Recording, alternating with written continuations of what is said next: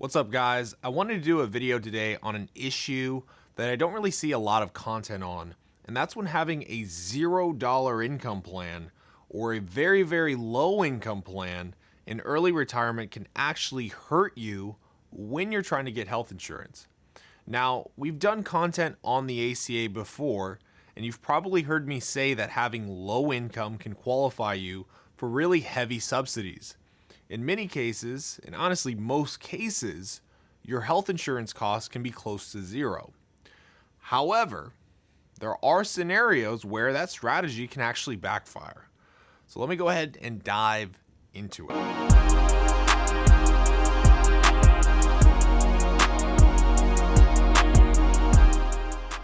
I was working with a client in New Jersey who retired this year at 56. For the current year, they're fine. They have a solid HSA, and we're going to use that money to cover COBRA premiums. Remember, HSA premiums can be used to cover COBRA, but you can't cover ACA premiums with an HSA. But starting in 2026, we're transitioning them to an ACA marketplace plan. Part of my process is to always bring in a health insurance broker so that the client can pick a plan that actually fits their needs, their doctors, prescriptions, network preferences, all that good stuff. Now, as we went through the planning, we realized something. The client's income for next year was going to be zero because he planned to live entirely off of Roth IRA contributions, which you can withdraw tax and penalty free. Now, normally, low income is great on the ACA marketplace because it unlocks subsidies. But New Jersey is a Medicaid expansion state. And what that means is if your income is too low, healthcare.gov or the state exchange will try to place you into Medicaid instead of the ACA marketplace. Now, Medicaid isn't necessarily bad, but here's the nuance. And this is the part most people miss. For adults under 65 who qualify under Medicaid expansion rules, eligibility is based on income only. So it's not that New Jersey would look at this client's IRA, 401ks, and deny them.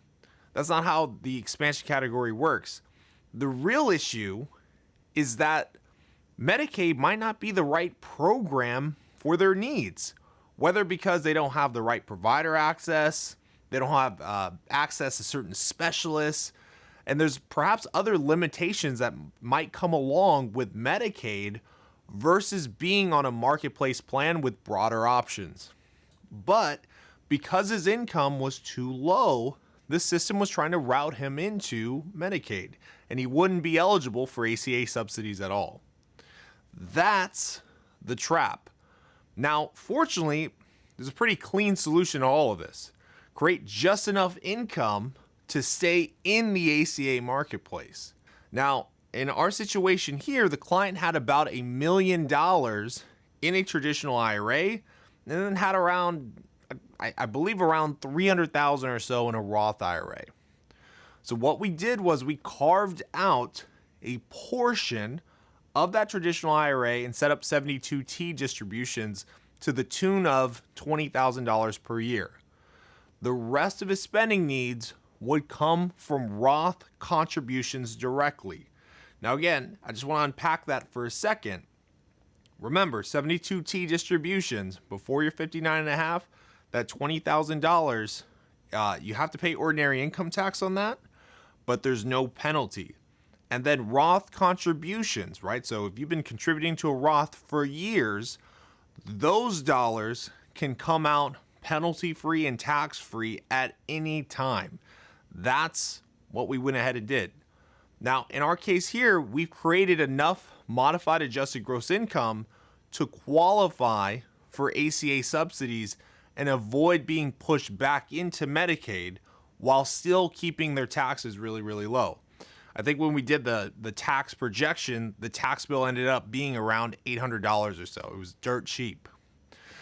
Now, the reason why I'm sharing this story is because when you're watching YouTube videos, Googling things, or even on chat or whatever, asking how you structure your income plan or health insurance plan in retirement or early retirement, none of that advice is going to be personalized to your state's rules, your income structure, or your retirement distribution plan.